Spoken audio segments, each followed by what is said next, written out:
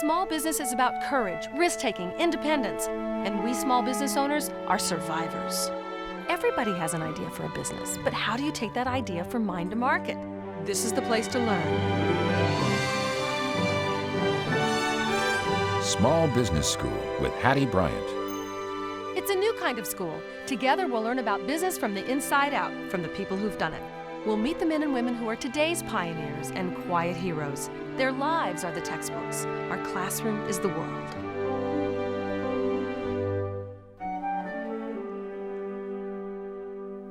Hi, this is where you need to be if you want to learn how to start, run, and grow a business. I'm Hattie Bryant. We're truly making the rounds here at Small Business School. We've taken you inside hundreds of businesses, and we keep finding new types to explore. Monica Morgan Photography is a full-service photography studio in Detroit. You'll meet Monica and some of the people who have helped her build her business at the Wayne State Small Business Development Center. If you watch us every week, you know we have a master class, and it is not taught by a traditional teacher. It's taught by a person who is doing what it is they're talking about. Like music and art students take traditional classes with traditional teachers, they also study in master classes presented by working artists. So join me now in Small Business School's master class with small business owner Monica Morgan. This is a day in the life of Monica Morgan, owner of Monica Morgan Photography, a full-service photography studio in Detroit, which she started in 1990. It was hard for us to move fast enough to keep up with Monica, but we were determined, and I don't think we missed much. We started at Hutchins Middle School, just a few minutes away from her downtown studio. Here in the library, students had a chance to see Monica's traveling exhibit, which tells the story of South Africa's first free election.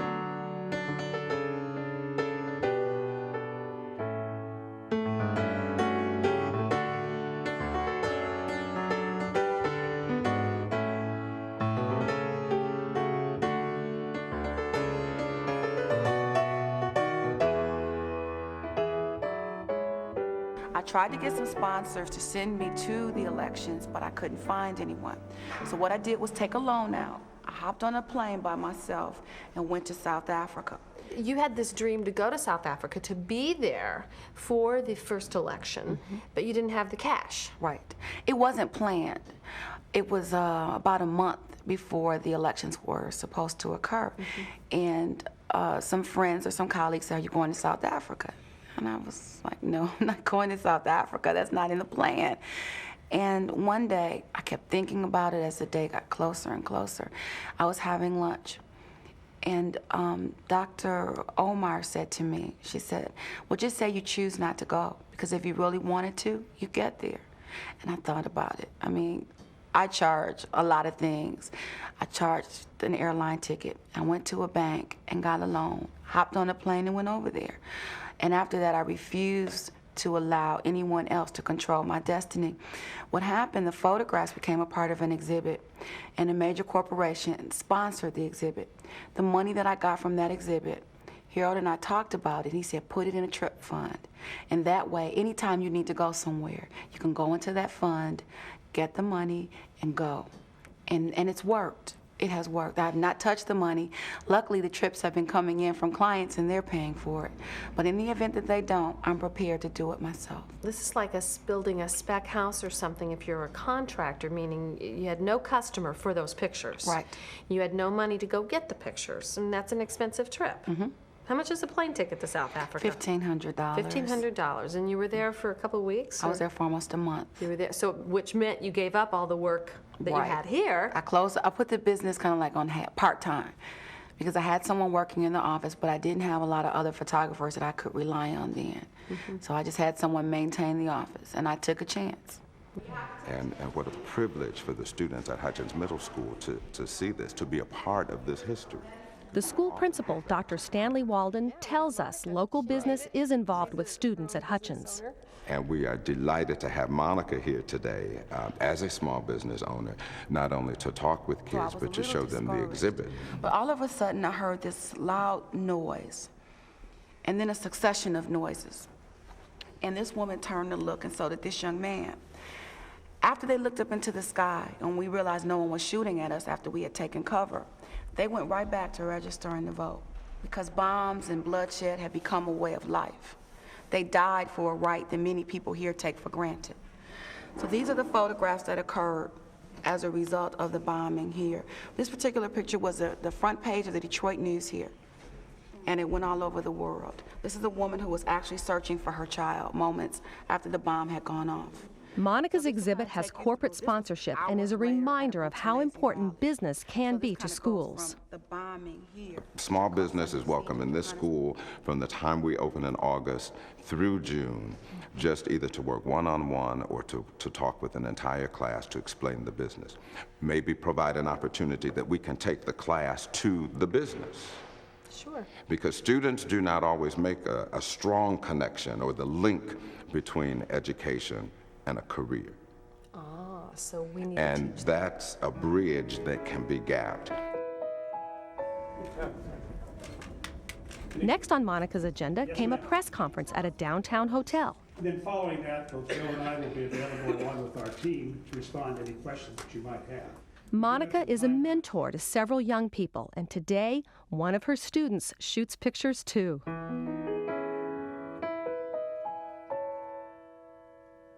After the press conference, we made our way back to the studio for a photo shoot of Michael Jones. He is regional manager of corporate affairs for Anheuser-Busch, and Monica has been his events photographer for 3 years. Okay. Mike, I want you to take yourself away from here if you possibly can. Okay? Remember that a smile starts here, not here. Don't start here, and then, you know, if you think about something that makes you happy, it'll show, and then the rest will fall into place. Okay? All right. Okay, now look. What do small business people have to do to attract the attention of big business? Well, I think first be very good at what you do.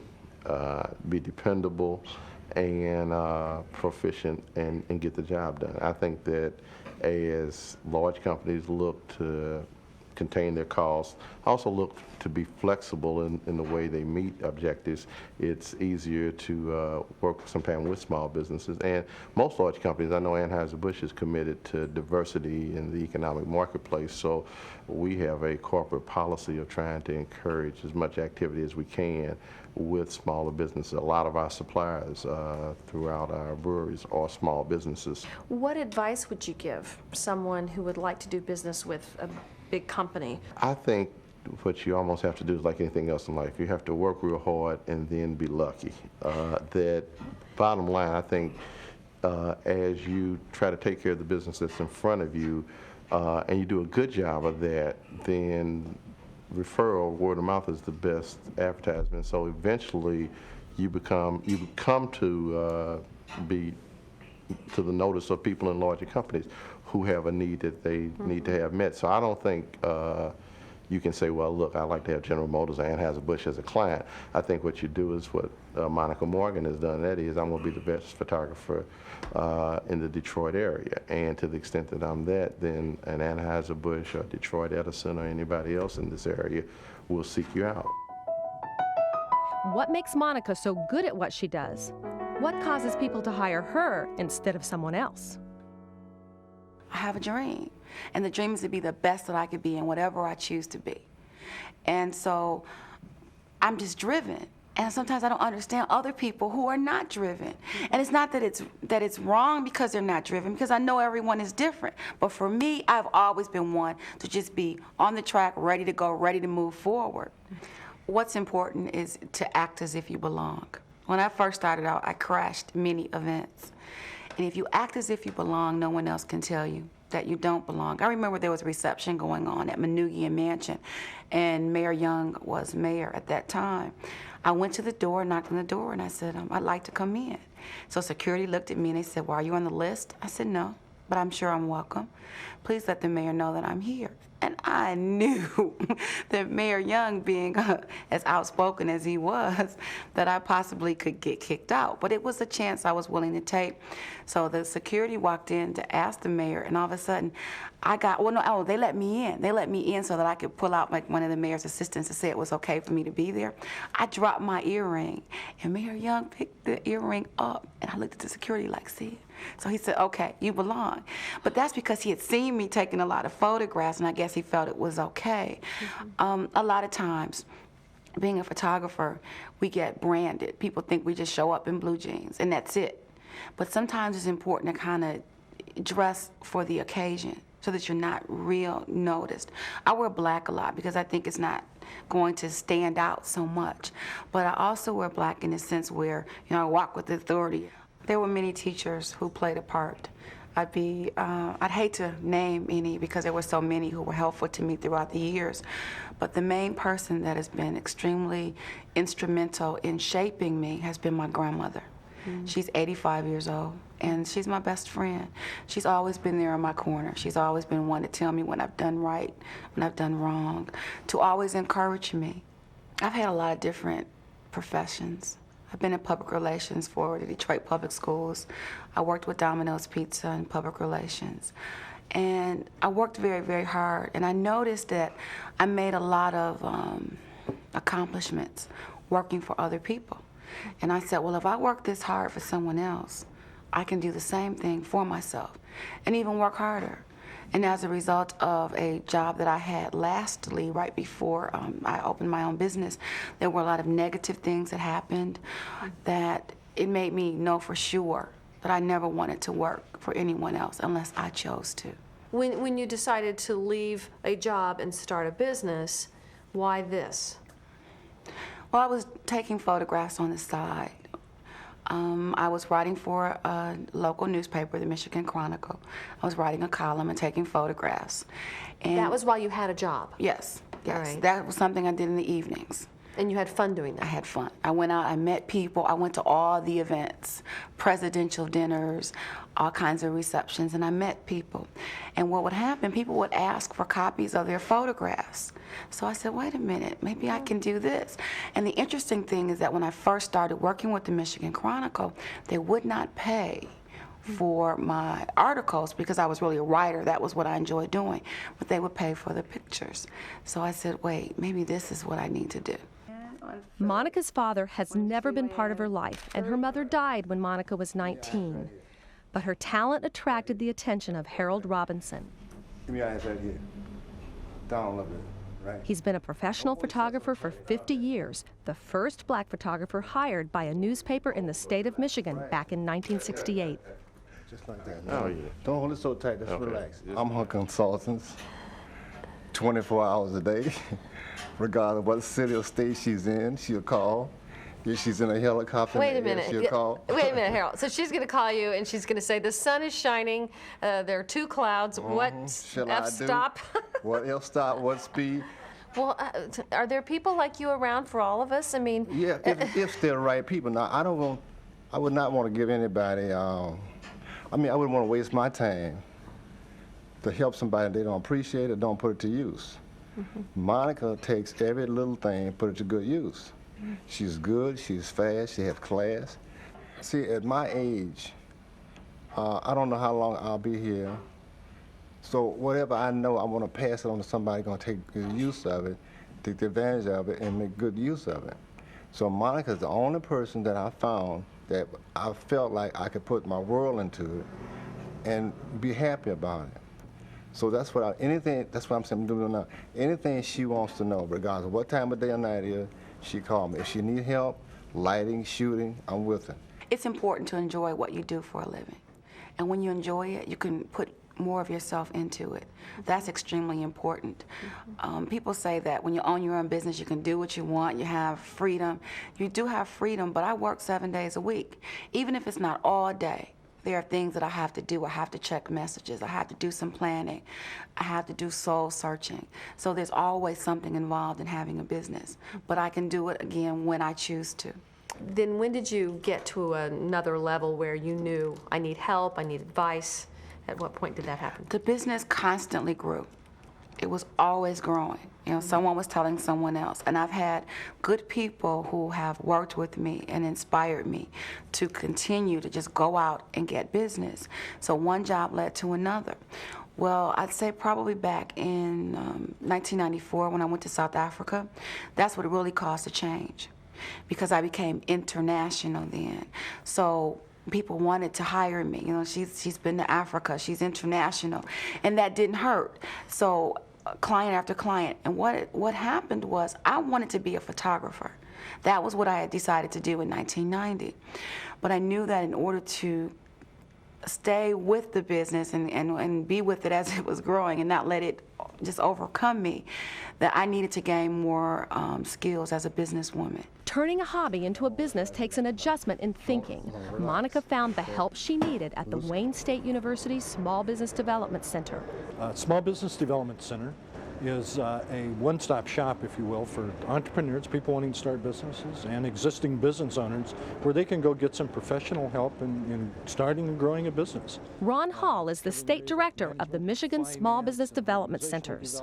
SBDCs are very easy to find all over the country. They're listed in the phone book, normally in the white pages or yellow pages. They can also be found by calling the U.S. Small Business Administration office, who's one of our major partners nationally. Pat Salo serves as a consultant to Monica. An artist like Monica, angst is driving her to take pictures and be out there in the marketplace, to come back to the office and then take care of the books. And all the nitty-gritty issues are really very important, but again, they cut into her creative time.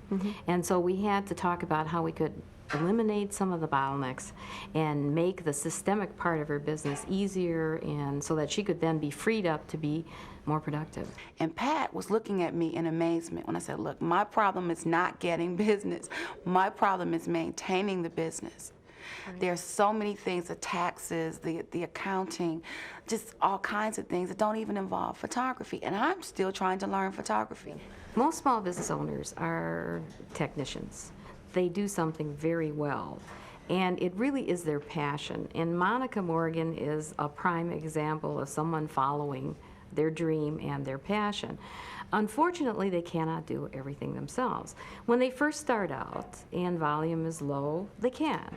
So what that means is Monica spends her days taking photographs, spends her afternoon sorting through her negatives, and then at night has to go home and do her books.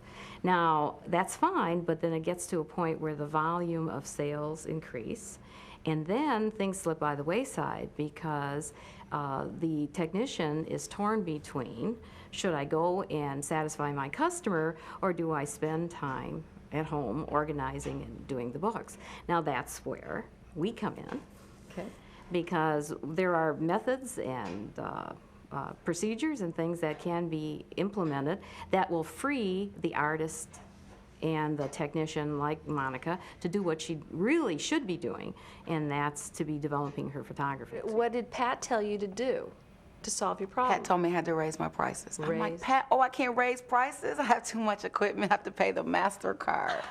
Pat said, Monica, you've got to raise your prices. And I was a little resistant, but I did. I raised my prices. And I didn't notice a drop in my clientele. And I don't know if I ought to say this, but it's time to raise those prices again, because sometimes I do feel like a robot because I'm shooting 7 days a week. I mean, sometimes people call me to book me next year. Right. You know? You having fun?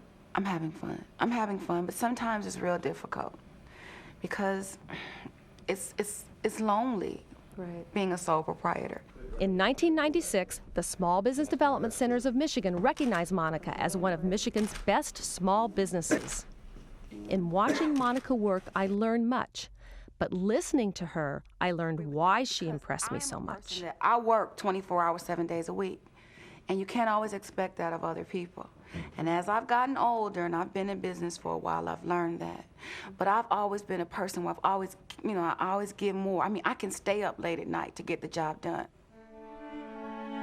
Rosa Parks, the little woman who started a big movement, chose Monica to be her official photographer. While famous names fill Monica's client list, there is none more important than Rosa Parks. By doing the South Africa event, you did it out of passion. You wanted to go to be a part of history, record history, but what you got back from it was people saw you completely different than what you were. The little hometown girl before, and now you're, as you said, international. What can we as small business owners learn from that? And we can learn that we can change the way people see us. Exactly. You've done it. And I've been going back to Africa every year since, and someone else has paid for it. I'm on my way to Sudan. So, you know, the sky is the limit. You just have to believe, and you have to stay strong, because a lot of times, you know, you just feel like you're so alone. No matter how many people are around you, you still feel alone, because you know ultimately it's going to rest with you, whether you stay in business or go out of business. Going to South Africa was a watershed event for Monica, both personally and professionally. What she teaches with this trip is to start a business, you have to take a risk, but you have to continue to take risks to grow. She didn't have the money to go on the trip, and if she went, she would lose the income she could earn back in her Detroit studio. But something in her heart told her to go. She went to the bank, took out a personal loan with no guarantee that anyone would buy anything from her when she got back. So off to South Africa on a hunch. Not only did she take pictures, she took extraordinary pictures. She was carried on the AP wire, and her homecoming was a triumph. Now, she's not just a hometown girl, she's an international photographer. With these pictures in her portfolio, she repositioned her business. She has earned thousands of dollars over what it cost her to go to South Africa just on the pictures she shot there. But more than that, she is seen in a new way by her customers back in Detroit. She has raised her prices, and now she is turning down work that she finds uninteresting. If you're stuck at a certain level in your business, maybe it's time for you to take a new risk. Think of it this way. South Africa could be a metaphor for you to do something radical. If you keep doing what you're doing, you'll keep having what you're having. At Small Business School, this concept is so important to us, we call our company Flying Leap. When's the last time you took one? The business community loves our show. One owner says, "You're motivating, informative, and inspiring." Another calls us insightful. One says, "It does my soul good." Another thinks we are the true reality show. And we're called the best business educational show on television. Want to learn more? Join the thousands of small business owners who are making a difference and add your voice to our story. Visit us online at smallbusinessschool.org.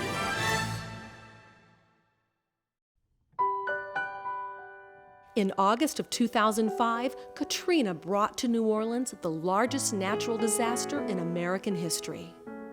Her drive to document the human story moved Monica out of her comfortable studio to the watery sadness, to the shelters, to wherever in the world the story takes her. You have to take chances. And you can't always look at the dollar figure today. The dollar figure can be there tomorrow. You have to follow your dream. There were a lot of people who told me, "You can't do it. Why are you going over there? There's nothing that you can get." My second day there is when a bomb went off, and my photos ran all over the world on the AP Newswire. The interesting thing about that was when I called AP and told them I was coming over to bring my film, they said, "Well, come on over. We'll take a look." When I got there, another photographer, a male, said to me, "Oh, you're the other photographer that called? They've already put my images on the wire, so you don't even need to go in." And a part of me said, "Oh, well, he's probably much better than I am. Maybe I just need to go on back."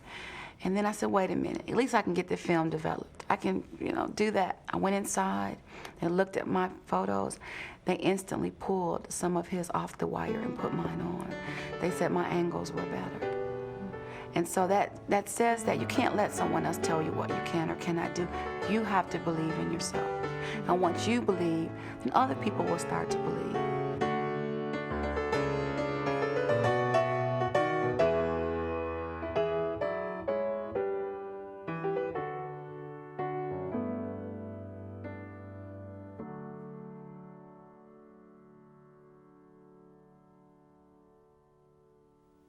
What could be your South Africa?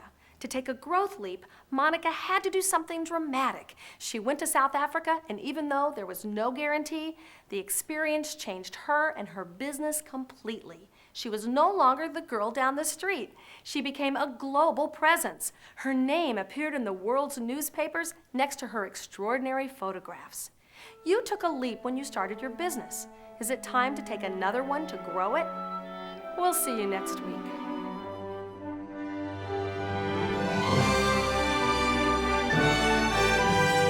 Small Business School with Hattie Bryant. If you want to learn more about starting, running, and growing a business, come to our website, smallbusinessschool.org. There's streaming video and interactive study guides. The only way we can compete with big business is to be faster, smarter, and better. We are the engine of the American economy. We create the jobs.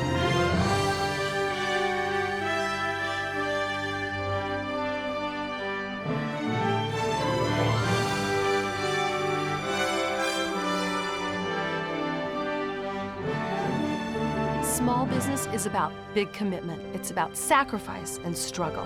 But we do it because we say, if I don't do this, my life won't be complete.